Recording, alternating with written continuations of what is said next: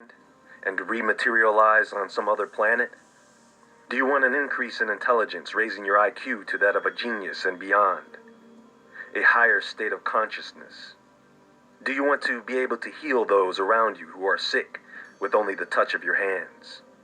Read minds, maybe? I know. You want to know the secrets of the cosmos. You want to become a master of the universe. What is your definition of ascension? What is it that you want to become? You want the cosmic forces of the universe to unlock your hidden abilities? We all want love. We all want to live in a peaceful world without the nightmares. Well, most of us anyway. But we will all have to go through the trials and tribulations because these dark forces are strong and they absolutely want you to fail. And you're going to have to condition yourself through the changing weather.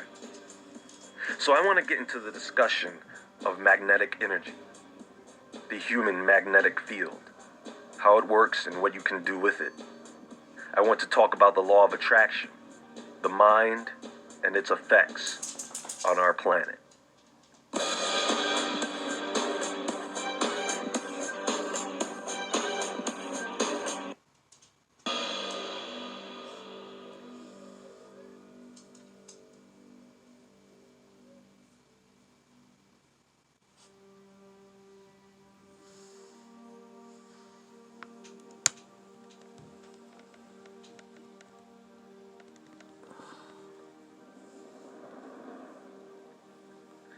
There is energy in all things, but what is its driving force?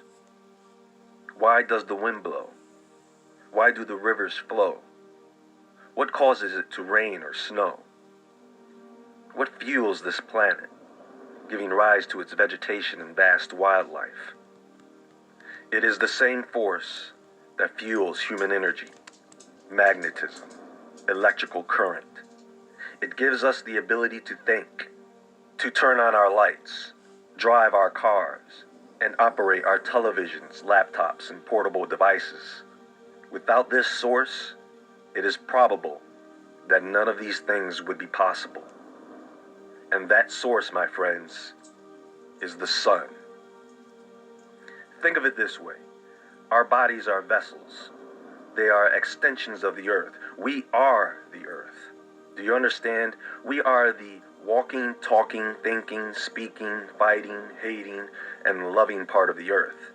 Our bodies, we are electric light beings held together in sacred geometric form by magnetism that run on the power of the sun.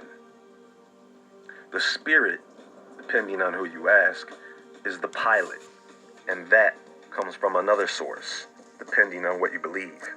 And you should not be concerned with leaving your body, as I see there are a few who are. You see, one of the problems I have with all this is that there are plenty of people who think that they are destined to leave the earth. I don't know what's so bad about Earth. I mean, aside from the system that we live in, this is a beautiful, amazing place like no other. Why do you think the angels wanted to come here in the first place? But I want to know what's out there. What about other dimensions? Nothing's out there. Nothing for you. There is nothing out there but concern. Now that can be discussed, and it will, but we need to first be grateful for what was given to us here, not for what we can get out there. Now, this energy that we get from the sun cannot come from the direct energy alone, because things move. We think, we move, and expend energy. So, we must eat food. We must consume fuel. So we have to eat the light energy of the sun through vegetation, which is just an edible form of photons. But we don't consume all vegetation that has this energy. Now, we don't walk around eating grass, but grazing animals do. And so their meat is a secondary form of this light energy. Do you see? Photosynthesis is the transformation of visible light energy into consumable fuel. The plant takes carbon, hydrogen, and oxygen to form a carbohydrate molecule that we then consume for calories, or energy that creates heat. Energy from the photons that are released from the chemical bond once digested. So this is why vegetation that absorbs a lot of sunlight, such as citrus fruits, leafy greens, and algae, are probably the healthiest foods you can eat. This is also why honey is such a miraculous food. I like to think of it as liquid sunlight. So now, with this energy that we measure in calories, our bodies can produce electricity. Each atom in the human body has protons, neutrons, and electrons. Now, when an atom has an unbalanced charge, it will either become positively charged or negatively charged. This transition allows electrons to flow freely from one atom to another. This flow is electricity. The way this works is electrolytes, such as sodium and potassium, move freely in and out of the cells. When the positively charged sodium ions move into the cell, the negatively charged potassium ions move out of the cell. This change in the charge creates an electrical pulse. This has a domino effect as it causes the next cell to open up, allowing sodium and potassium ions to move in and out freely. This is how pain works. When you smash your thumb with a hammer, that electrical pulse travels along the nerve that senses pain all the way to your brain. This should give you a good idea of how fast that whole process works. These electrical signals cause your muscles to contract and your heart to beat. They also allow you to think. Food is a combination of light energy from the sun and the elements of the earth. So as the sun charges us up, we can use the earth to ground us. You see, we already know that there is a pretty consistent resonant frequency of the earth. The earth also has a powerful negative charge, meaning it has an abundance of electrons. Wi-Fi, cell phones, laptops, and that's just the beginning. Because see, our bodies can get charged up, and often overcharged. I encourage you all to watch a powerful documentary film entitled The Grounded by Steve Kroschel. Now, I don't want to spoil the movie, and I believe you will appreciate the information more if you see it presented there. A few of you may find the information presented in the movie to be life-changing. If you want a good overview of what grounding yourself can do, watch the film. So with that said, I want to discuss magnetism. Now, there are three main types of magnets. Permanent magnets, which is divided into four categories. 1. Neodymium iron boron magnets. These are made of rare earth magnetic materials that tend to be very strong but brittle. So they are manufactured to be quite small and plated with either gold, iron, or nickel. 2. Samarium cobalt magnets. These magnets are also very strong, but more expensive as they have a resistance to oxidation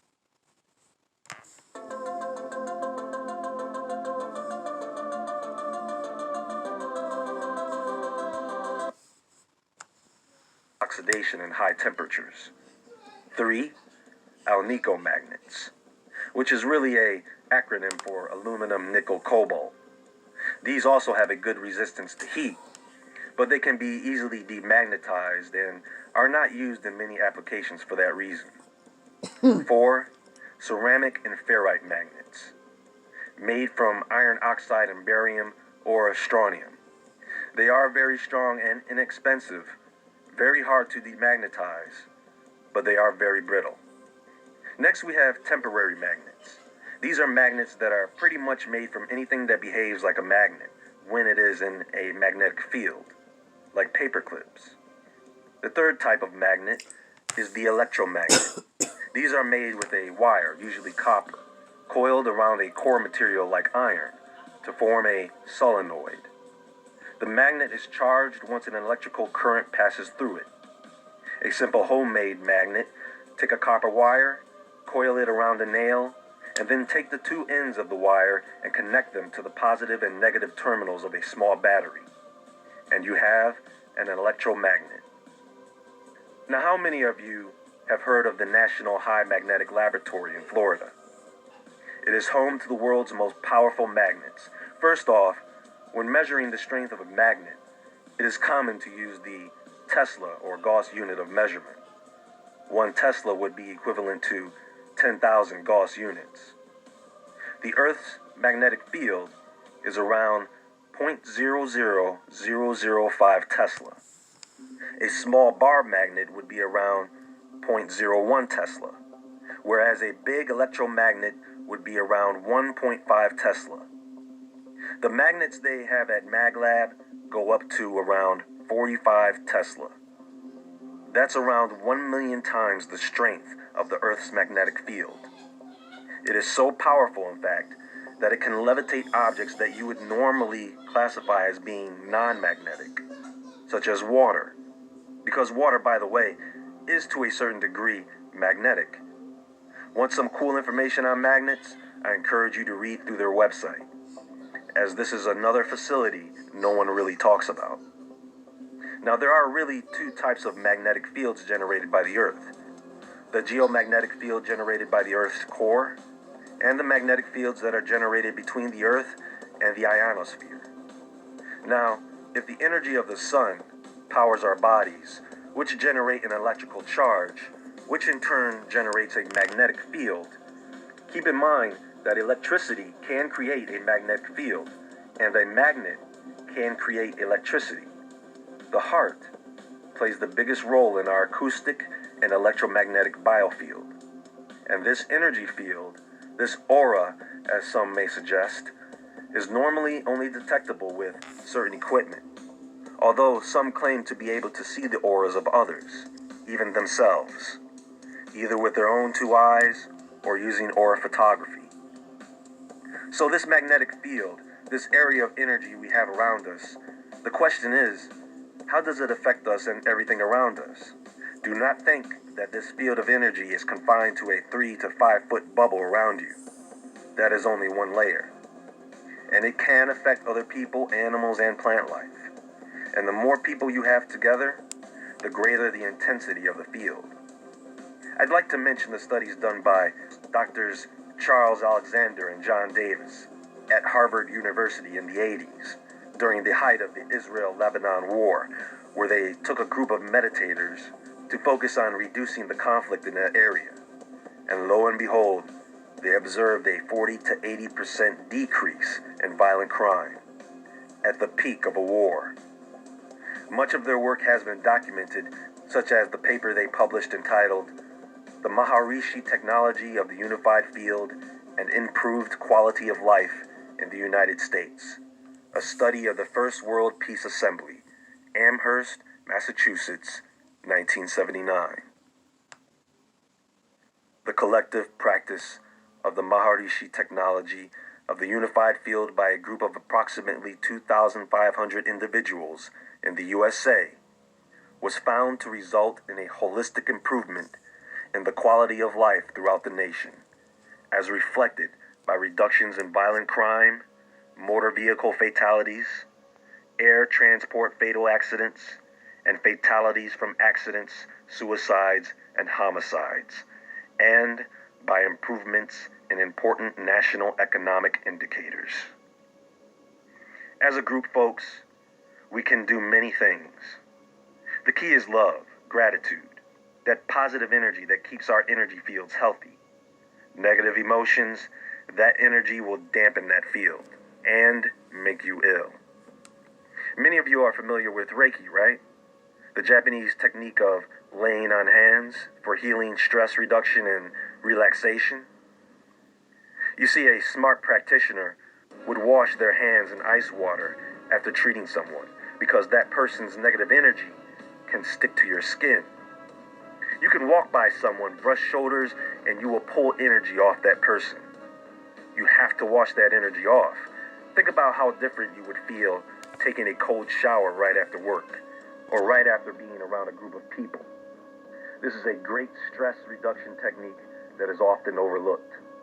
Much better than coming home to yell at your spouse, the kids, and the dog. Now, it's not so much how our magnetic fields affect everything around us. It's more of how everything else with a magnetic field affects us. Cosmic rays, of course, cause fluctuations in the Earth's magnetic field, thus changing our moods and bodily functions. I'm telling you, more and more people will begin to feel the agitation of these atmospheric and magnetic changes. In the meantime, you can use magnetic fields to improve your health. You can use magnets to charge the water that you drink, because most of you are drinking dead water, a very dry water.